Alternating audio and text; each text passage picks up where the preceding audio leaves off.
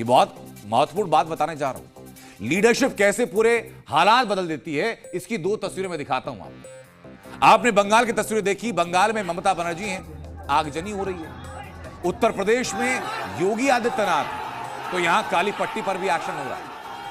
उत्तर प्रदेश के मुजफ्फरनगर में काली पट्टी वालों को ढूंढ ढूंढ कर उन्हें नोटिस दिया जा रहा है। कानून कैसे काम करता है या कानून को कैसे काम करना चाहिए, यह कम से कम बंगाल को उत्तर प्रदेश से सीखा जाना चाहिए।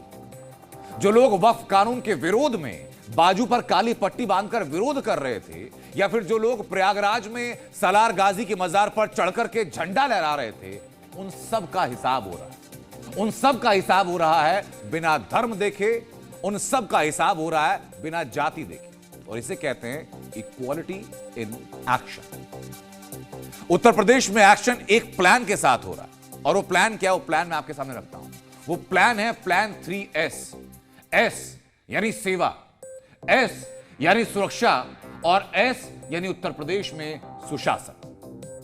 अयम निज परोवेति गणना लघु चेतसाम उदार चरितानाम तो सुधेव कुटुंबकम, इस सनातन वाक्य है। यानी यह अपना है या पराया है, भेदभाव छोटी संकुचित बुद्धि के लोग करते हैं। उदार चरित्र के लोगों के लिए तो पूरी दुनिया ही एक परिवार है। इस भाव के साथ सनातन धर्मावलंबी ने हमेशा काम किया है। सेवा, सुरक्षा और सुशासन का जो मॉडल हमारी पार्टी का था, उसको प्रभावी ढंग से उत्तर प्रदेश में लागू करने के कारण आज जनता जनार्दन का व्यापक आशीर्वाद भारतीय जनता पार्टी के साथ में, हमारे साथ में है। तो अलविदा जुमा और ईद के मौके पर बाजू पर काली पट्टी बांधकर वक्फ कानून का विरोध करने वाले योगी फोर्स के टारगेट पर आ चुके हैं। प्रशासन की तरफ से नोटिस थमा दिया जा रहा है। उसी नोटिस की कॉपी दिखा रहा हूं आपको। इसी नोटिस में लिख दिया गया कि 2-2 लाख रुपए का बॉन्ड भी भरना होगा।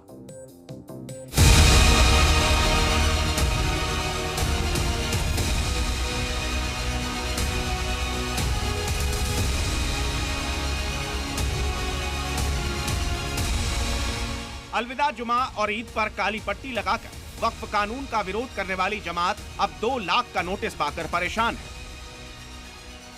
उनके घरों पर ताले लटके। ये हैं मौलाना मुकर्रम कासमी, मुजफ्फरनगर में जमीयत उलेमाए हिंद के जिला अध्यक्ष हैं। मौलाना परेशान हैं क्योंकि जिला प्रशासन ने 2 लाख का नोटिस थमा दिया है। प्रशासन ने तकरीबन 500 लोगों को ये नोटिस दिया है मुजफ्फरनगर में, सिर्फ डराने के लिए कि ये लोग प्रदर्शन न करें, आगे ना करें। हम तो सिर्फ ये बात समझते हैं कि हमारे ऊपर जुल्म सिर्फ इसलिए किया जा रहा है कि हम मुसलमान हैं। मुजफ्फरनगर जिला प्रशासन ने 300 लोगों को नोटिस जारी कर 16 अप्रैल को सिटी मजिस्ट्रेट के सामने पेशी का फरमान सुना दिया है। वर्तमान परिदृश्य में जनपद मुजफ्फरनगर में शांति व्यवस्था कायम करने के लिए ऐसे असामाजिक तत्व जो जनपद की शांति व्यवस्था को बिगाड़ सकते हैं, इसमें से लगभग 300 से अधिक लोगों को चिन्हित किया गया था और उनको BNSS की धारा 126, 135 के तहत इनको मुचलका पाबंद करवाया गया है। इनको नोटिस सर्व किए गए हैं।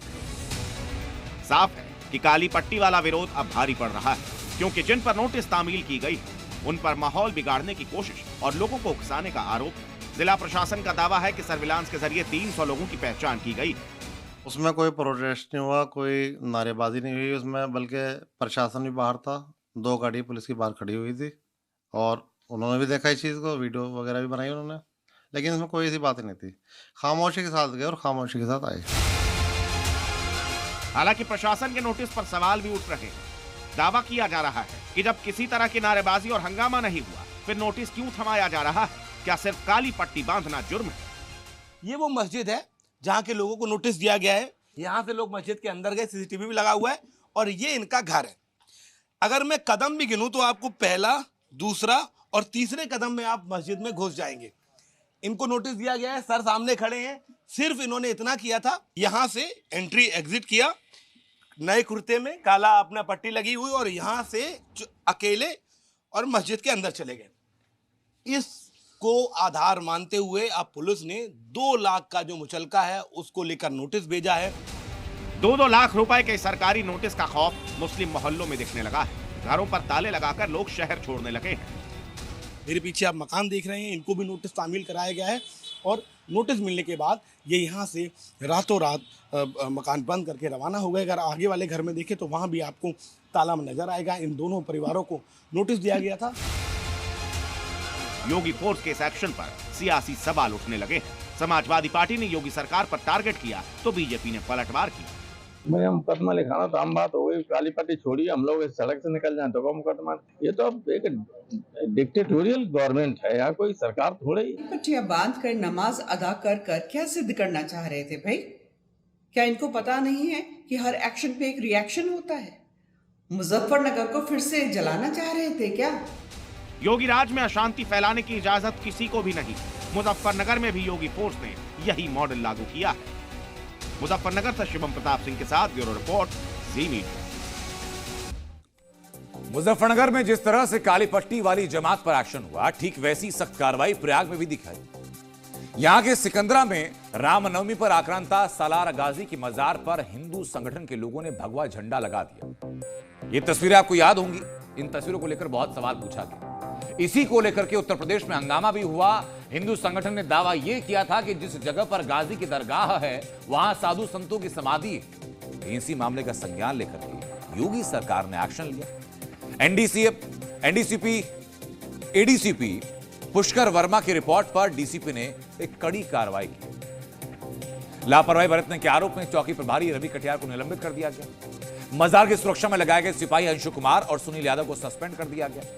साथ ही साथ इस मामले के मुख्य आरोपी मनेंद्र सिंह को गिरफ्तार कर लिया गया है और उसको जेल भेज दिया गया।